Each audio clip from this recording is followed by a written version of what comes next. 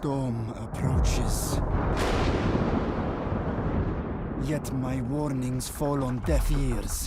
A sea of people have descended upon the Total War Pharaoh Steam page. This game has been dead on arrival. Because you have sucked on the teeth of a disjointed and subpar foundation for longer than you should have. Serious?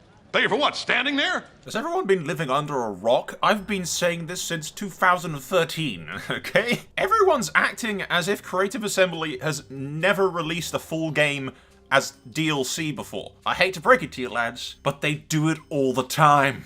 They've been doing it for years. Newsflash, Creative Assembly are creatively bankrupt. It's probably more accurate for me to say morally bankrupt assembly, but it doesn't quite roll off the tongue the way creatively bankrupt assembly does. But I digress. We'll start this off by disclosing the fact that this is not a review of Pharaoh, because I have not played Pharaoh. I have no intention or desire or interest to play Pharaoh. You may ask yourself, why is that, Sol? And well, it may surprise you, dear viewer, if you're newer to the channel, to learn the fact that this is a Total War channel. Believe it or not. If you're new, you would have probably no idea that that's the case. But this started off as a Total War channel. Does anyone want to know the last time I played a Total War game? 1 second, I'm gonna go check, because it's been so long, I have no idea. I'm gonna have to go look. Total War. Let me see. Past Dragon Age, Star Wars KOTOR, more Dragon Age map previews. The last video that I uploaded for Total War was January 8th, 2019. Okay, so that's a mod that I made for Medieval 2 Total War. Let's see, when's the last time I played a current generation Total War game? There it is. The last time I played a current generation Total War game was my frickin' multiplayer co-op series that I did with Simpsy. Jesus, that was eons ago, man. That was eons ago. November 28th, 2017. Jesus Christ.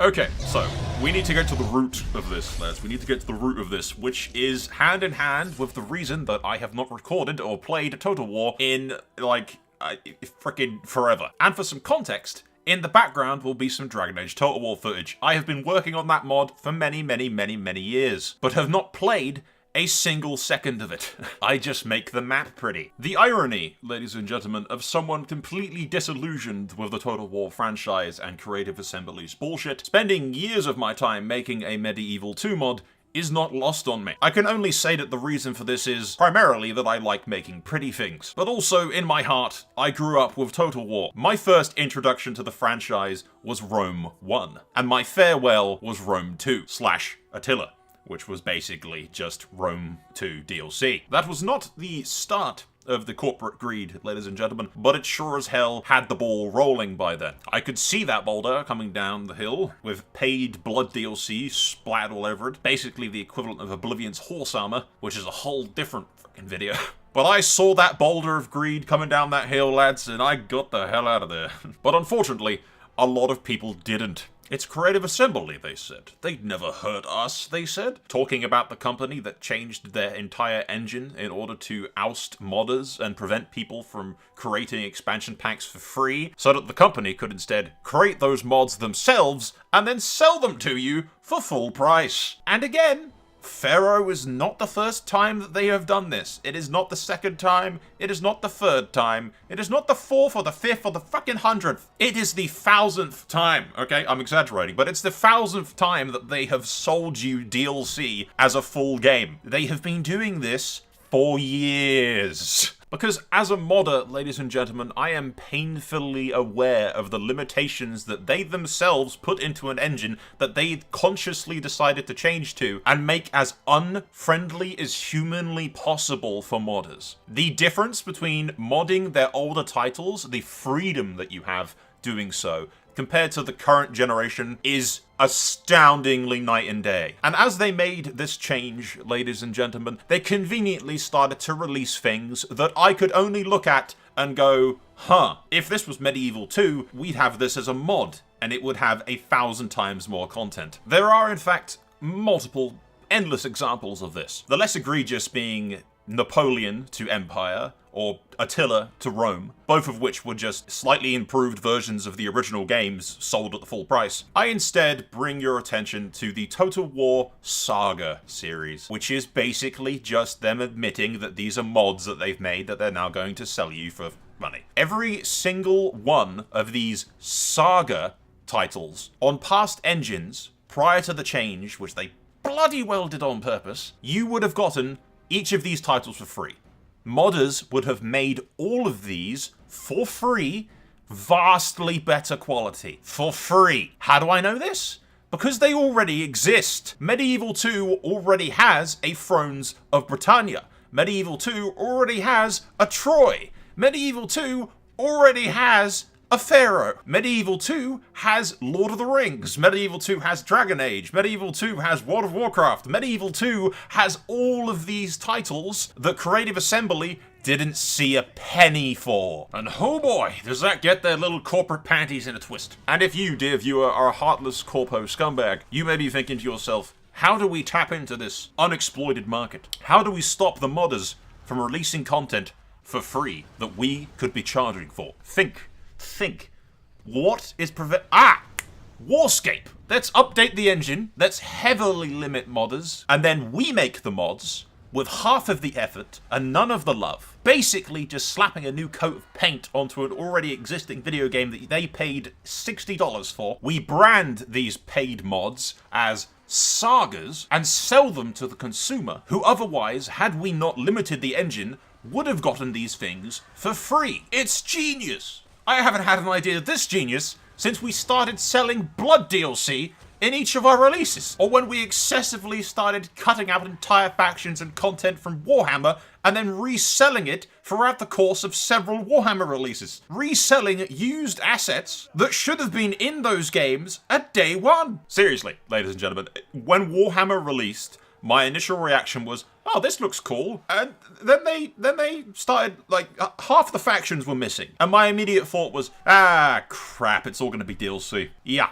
it was. I think there was like 6 DLC that added factions that should have been in the game originally. And then Warhammer 2 comes out, and it's just Warhammer 1 with extra steps, but also still missing content that they could add in DLC. And then Warhammer 3, again, is just Warhammer, but still missing content that they can add with DLC. I know there are a lot of fans of the Warhammer franchise for Total War, which doesn't surprise me because that's basically all they've released. That's actually new or remotely is semi-interesting. If it wasn't for the absolute egregious corporate greed surrounding Warhammer Total War, I might try it. But I am so disillusioned with Creative Assembly. They are so extremely dead to me that I don't want anything to do with it. Which should be heartbreaking for any of you that know the fact that I am a die-hard Total War fan, or I was. The Total War that I knew and loved growing up is fucking dead. Nobody that works at Creative Assembly these days worked on Creative Assembly back in the day. It's not the same company anymore. By any stretch of the imagination, this is now a greedy corporate copy and pasting machine, which has prevented you, the consumer, from creating your own fun original content and is instead selling you bland, reused assets for full price that in previous titles would have been free and far better quality. In a world, ladies and gentlemen, where the Warscape engine doesn't limit modders and we maintain the same freedoms that we once had, you'd have had every single Saga title for free. It would have been far superior in every frickin' imaginable sense of the word. And not only that, you'd also have a Saga for Lord of the Rings. You'd have a Saga for World of Warcraft, for Elder Scrolls, for every IP imaginable, because modders have already done that for Medieval 2, where they have the freedom to do so. And I know, oh, you can still mod the custom battles, they still look really cool. Yes. Now imagine the ability, ladies and gentlemen, for them to be able to mod the rest of the entire game. Modding the map,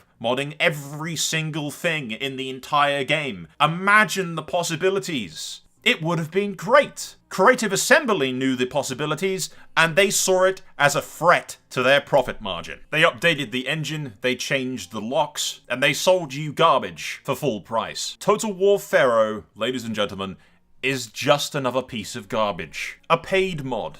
Just like Thrones of Britannia, just like Troy, just like Pharaoh, as creatively bankrupts Assembly's most egregious offenses, the lesser of which are Attila for Rome, Napoleon for Empire, every goddamn sequel of Warhammer. Although the most egregious part there is the cutting out of content that should have been in the game in the first place and just being sold as endless amounts of DLC. That thing is a cash cow. They are just milking it and milking it and milking it and milking it because people keep buying endless amounts of DLC rather than expecting a full and complete game. Do you want to know why they haven't done medieval free Total War? You'd think, considering that the player base is extremely large for Medieval 2 still, and there's a billion mods still. You'd think that they want to tap into that market, but no. You see, they wouldn't be able to explain why Germany is a paid DLC. They wouldn't be able to explain why you can't play as France, because that's for the French DLC. A lot more difficult to explain why I can't play as Sweden, because that's part of the Norse DLC. You see the problem here. They can't turn Medieval free into a cash cow. All it would do is shine a light on how greedy and fucking scummy their business practices are. You'd also ask yourself, why isn't there so many mods out? Why don't we have a Lord of the Rings mod, just like we do for Medieval 2? Why isn't there an Elder Scrolls mod, just like there is for Medieval 2? Why isn't there a Dragon Age mod? Why isn't there this IP or that IP? Well, that's because the Warscape engine won't let people do it. And a plague, ladies and gentlemen, a plague upon the houses of anyone fool enough to believe that all of this is simply a coincidence. It was unavoidable to make the Warscape engine so unfriendly to modders. We had to cripple their legs. And I say this as a modder. I have modded Total War's fucking engine for so many years. I know it inside and out. I know every last frickin' aspect, other than 3D modeling I'm still playing with, but almost every single aspect of that goddamn engine. And then you go over to Warscape, and it's basically like a bouncer stops you at the door, punches you in the face, and goes, "Fuck off, peasant. Only developers are allowed in here." And from the floor with your bleeding nose and having pissed yourself, you manage to catch a glimpse of the developers behind the bouncer in their rooms filled with money, cocaine, and hookers. They're all drunk, they're all high off their minds, and none of them have any idea what the hell they're doing. But they're laughing, and they're having a hell of a time. Because they've played you for a fool. They are snake oil salesmen, and you have bought their product hook, line, and sinker. Until gradually, people start to realize that it's not a miracle tonic, it's just rat piss in a bottle. With a glorious $80 price tag for the Dynasty edition of a mod of Attila, which is a mod of Rome 2. Oh, it's the biggest, it's such a scam. You're all getting scammed, you poor fools. That's all for now. I'm done. I can't keep talking about this nonsense. I don't care. Total War is dead to me. This is basically like me sitting down at my desk and talking to you lads about this girl that I used to love 20 years ago. She's dead now, and somebody's puppeting her corpse with a bunch of strings, but, you know, she's dead. I don't care. I mean, a part of me will always care, because I loved her once. But, yeah, no, not no more. She's a pox-ridden corpse now, lads, and, I ain't down for that. As always, boys, to each their own. If you can enjoy Total War these days, go by all means, by all means. But, personally, when a company gets to be a certain level of corrupt and spitting in the faces of their fan base, I leave. I haven't kicked up a fuss about it until right now, because it's just hilarious to me that people are getting so upset, and I'm like, have you people not been paying attention? This always happens. This has been happening for ever. Like, how is this news? I get pinged on Discord like, "Hey Soul, have you seen the latest, like, a flop from Total War? Pharaoh is basically a mod." And I'm like, it's all a mod! All of it is a mod, Jimmy! All of it! There's mods there, there's mods everywhere. Everything you've been buying for the last 10 to 15 years has been a paid mod. You f***ing sheep. Okay, I'm leaving now. Jennifer, do you want to go for a walk? Yes? I'm going to go walk the dog. Like, subscribe, click the buttons. Or don't. Whatever. See you, lads. Soul out.